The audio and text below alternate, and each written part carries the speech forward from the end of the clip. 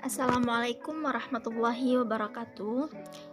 Kami dari kelompok 10 akan menjelaskan materi mengenai konsep dasar konseling karir di SMA atau SMK. Sebelumnya perkenalkan, nama saya Ramayola dengan NIM 2621024. Di sini saya akan menjelaskan materi yang pertama, yaitu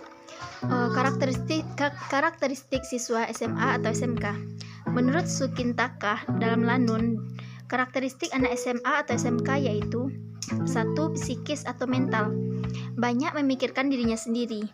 Mental menjadi stabil dan matang, membutuhkan pengalaman dari segi, sangat senang terhadap hal-hal yang ideal, dan senang sekali bila memutuskan masalah-masalah pendidikan, pekerjaan, perkawinan, pariwisata, dan kepercayaan.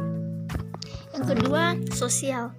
Yang pertama yaitu sadar dan peka terhadap lawan jenis, lebih bebas, berusaha lepas dari lingkungan orang dewasa atau pendidik, senang pada perkembangan sosial, senang pada masalah kebebasan diri dan berpetualang, sadar untuk berpenampilan dengan baik dan cara berpakaian rapi dan baik, tidak senang dengan persyaratan-persyaratan yang ditentukan oleh kedua orang tua, dan pandangan kelompoknya sangat menentukan sikap pribadinya.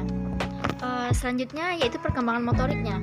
Anak akan mencapai pertumbuhan dan perkembangan pada masa dewasanya. Keadaan tubuhnya pun akan menjadi lebih kuat dan lebih baik.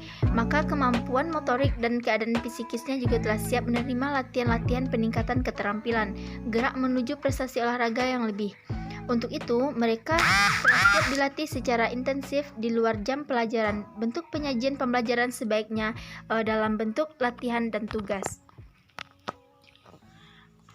Baiklah, selanjutnya saya akan menjelaskan materi yang selanjutnya yaitu tujuan konseling karir di SMA atau di SMK.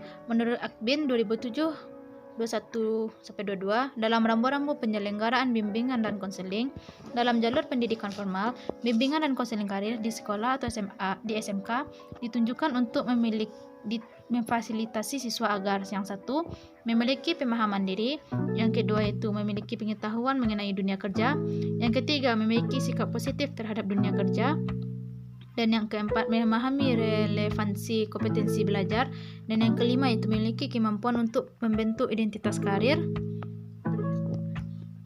Dan selanjutnya menurut Hare yang mengemukakan tujuan konseling karir di SLTA yang meliputi membantu siswa-siswa belajar untuk satu menunjukkan hubungan antar hasil kerja, nilai-nilai, preferensi dan aspirasi dalam pendidikan.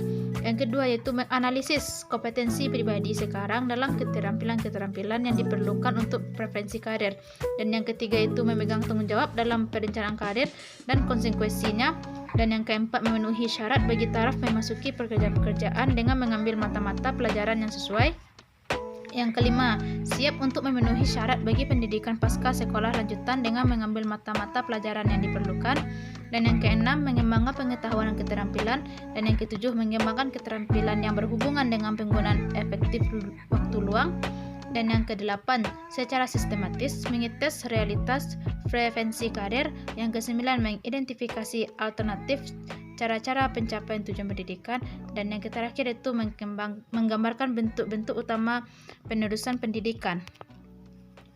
Yang C yaitu materi-materi bimbingan karir untuk SMA dan SMK. Menurut Skiar yang menjelaskan bahwa komponen dan kompetensi yang akan diberikan kepada siswa SMA atau SMK yang meliputi yang pertama, identifikasi pendidikan dan keterampilan yang dimilikinya. Yang kedua, pengenalan dampak dan pilihan karir. Yang ketiga, mengembangkan keterampilan yang dimiliki. Yang keempat, memahami potensi, bakat dan minat yang dimiliki. Yang kelima, membantu keputusan terhadap pilihan karir. Yang keenam, memahami bahwa perkembangan karir merupakan suatu proses yang harus dijalani selama hidup. Selanjutnya, materi-materi layanan bimbingan karir yang dapat dikembangkan dalam dan sejalan dengan tugas perkembangan siswa SMA atau SMK antara lain: A. Pengembangan karir yang sesuai dengan ajaran agama.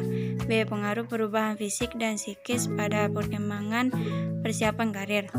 C. Kemanfaatan hubungan teman sebaya dalam upaya pengembangan persiapan karir. D. Keterkaitan antara nilai dan cara-cara bertingkah laku dalam kehidupan sosial yang lebih luas terhadap kondisi bekerja dan pengembangan karir. E. Pengaruh kemampuan bakat dan minat terhadap karir. F. Keterangan, pengetahuan, dan keterampilan program SMK dengan karir-karir tertentu. G. Kehidupan karir sesuai dengan gambaran tentang kehidupan mandiri secara emosional, sosial, dan ekonomi. H. Penerapan sistem etika dan nilai dalam pekerjaan dan pengembangan karir. D. Teknik-teknik konseling karir. Teknik-teknik yang digunakan untuk SMA atau SMK yaitu adanya pemberian informasi secara klasikal, konseling individu dan konsultasi. Dalam bimbingan kelompok atau klasikal dapat disampaikan dengan cara kunjungan-kunjungan ke tempat industri, sosiodrama, outbound, mengikuti pameran-pameran pendidikan dan bursa kerja. Sedangkan untuk konseling kelompok dapat digunakan dengan modeling ke tokoh-tokoh yang sukses di bidangnya. E. Aplikasi teori karir yang relevan untuk tingkat SMA atau SMK. Karakteristik perkembangan karir siswa SMA atau SMK dihubungkan dengan teori super sebagaimana yang telah disebutkan sebelumnya.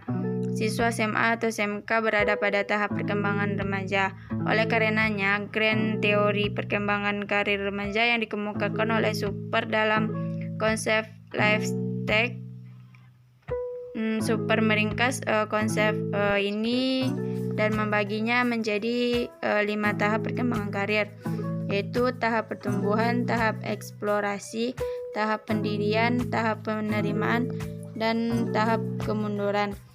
Sekian penjelasan materi dari kelompok kami. Assalamualaikum warahmatullahi wabarakatuh.